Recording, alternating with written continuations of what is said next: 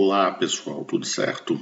Hoje vamos ver uma revisão das questões de contabilidade avançada 2, beleza? Primeira questão: a empresa Amazonas, controladora, detém 75% do capital total da empresa Acre, controlada, e avalia esses investimentos pelo MEP, método de equivalência patrimonial. O patrimônio líquido da empresa Acre era de 265 mil, e o da empresa Amazonas era de 365 mil em 31 de 12 de 2019. Qual o valor da participação dos acionistas não controladores no balanço consolidado nesta data? Daí ele tem as alternativas, certo? Então, qual que vai ser a resposta, né? Então, ele quer saber o valor da participação dos acionistas não controladores, né? Então eu vou pegar aqui o PL da controlada, certo?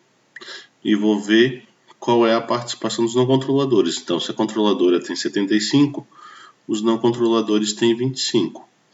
Então, o PL da controlada mais a participação dos 25 vai dar o valor que a gente estava procurando, letra B de Bruno. Certo? Vamos para a próxima.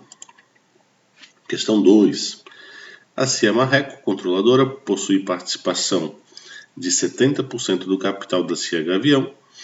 A situação do patrimônio líquido de ambas no encerramento do exercício social de 2017 era o seguinte: CIA Marreco com capital social de 40 mil e reservas de lucros de 32 mil. A CIA Gavião com capital social de 28 mil.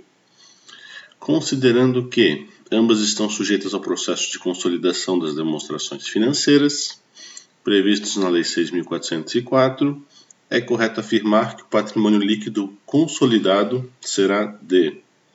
Ok? Daí tem as alternativas. Então, qual que é a resposta? Né? O que vai entrar aqui nesse PL consolidado? Vai entrar todo o PL da controladora, que é 40 mil de capital social mais 32 mil de lucros, certo? Mais a participação dos não controladores, que é 30% do capital social aqui, que é a única conta do PL da CIA Gavião. Então entra 40 mil mais 32 mil, mais 30% de 28 mil, que dá ali os 80.400. Resposta letra D. Certo? Continuando. Questão 3. O ganho de equivalência patrimonial deve ser representado na DVA no seguinte campo. E ali tem as alternativas. Né? Isso aí não é questão de cálculo, é uma questão de conceito. Né? A equivalência patrimonial fica junto no valor adicionado recebido em transferência. Aí fica também aluguéis recebidos, dividendos recebidos, juros de capital próprio recebidos. Entra aí também royalties recebidos, franquias recebidas. Esses valores ficam tudo nessa conta aí que fica na primeira parte da nossa DVA. Certo? Questão 4. Considerando que a DVA procura evidenciar o valor da riqueza criada pela entidade, sua distribuição, uma sociedade empresária adquiriu mercadorias para revenda por 5 mil, neste valor incluído ICMS de 1.000, no mesmo período revendeu toda a mercadoria adquirida por 9 mil, neste valor incluído ICMS de 1.800. A sociedade empresária registrou no período despesas com representação comercial no montante de 1.200 e depreciação de veículos de 200. Na DVA, elaborada a partir dos dados fornecidos, o valor adicionado a distribuir é igual a... Então, a DVA ela tem duas partes, né? Na primeira parte ela calcula o valor a distribuir e na segunda parte ela evidencia a distribuição. Então ele quer saber o final da primeira parte, né? O final do a distribuir. Então o que vai entrar aqui, certo? Então primeiro, essa questão de ICMS não entra todos os valores brutos, né? Essa parte dos tributos fala na distribuição. Então vai ser, primeira conta aqui a receita, 9 mil, ele vai descontar os insumos adquiridos de terceiros, nesse caso aqui todas as mercadorias, né, são todas que ele adquiriu porque ele vendeu todas. Se ele tivesse vendido, por exemplo, só 80% do que ele adquiriu, eu tinha que calcular em cima desse valor aqui, tá?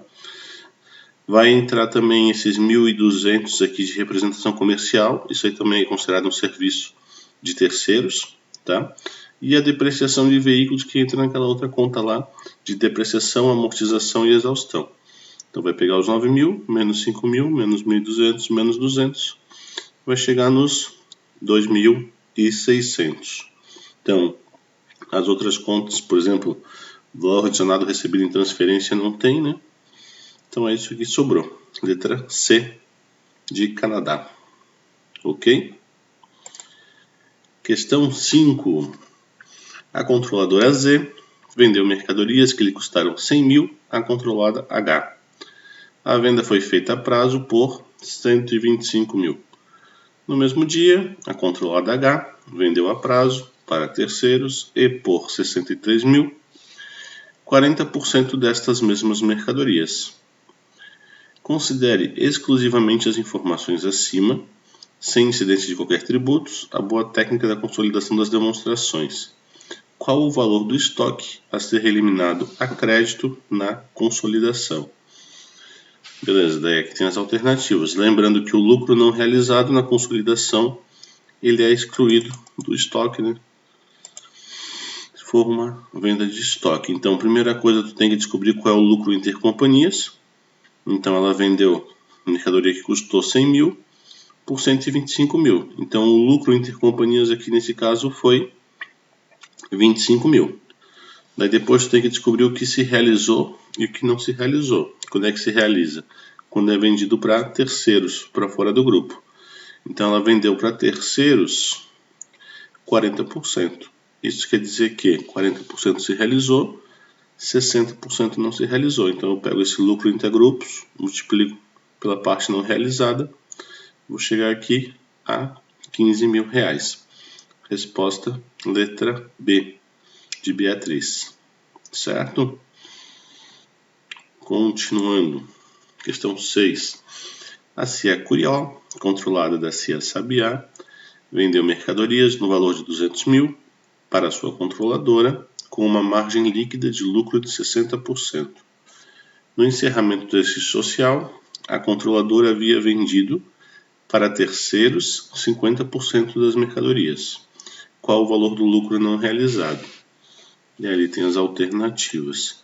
Então, nesse caso é parecido com o outro. O que muda é que, em vez de dizer qual foi a receita e qual foi o custo, ele fala qual foi a margem de lucro. Então, eu pego aqui 200.000, que foi a receita, vezes a margem de lucro de 60%.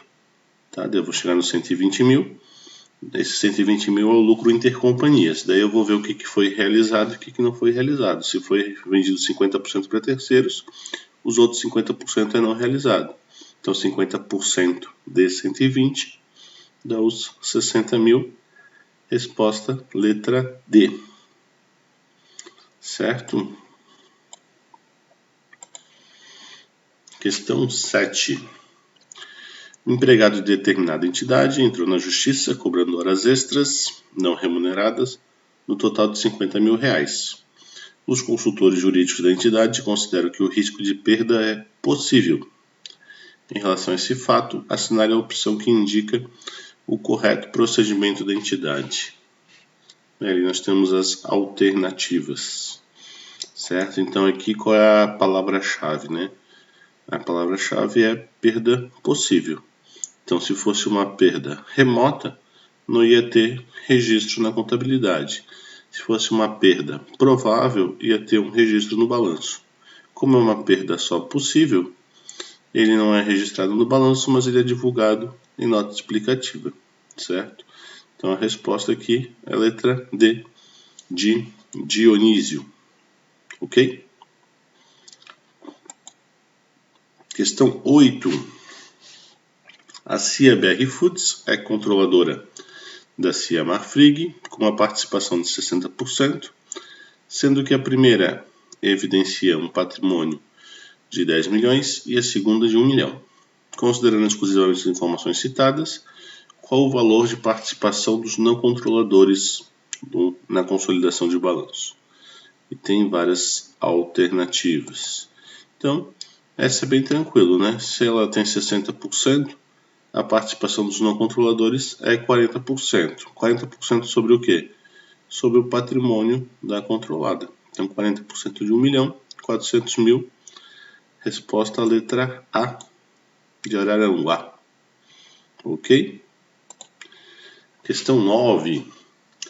A CIA Aracruz Celulose é uma controladora da CIA Irani, com uma participação de 80%, sendo que a primeira evidencia um PL de 8 milhões e a segunda de 800 mil. Considerando exclusivamente as informações citadas, qual o valor do patrimônio líquido na consolidação?